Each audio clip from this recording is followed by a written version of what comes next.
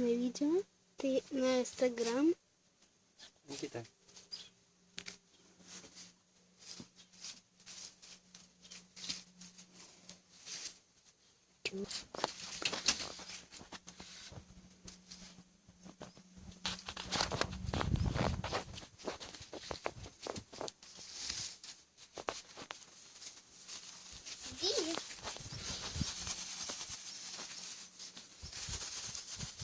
Кот в мешке.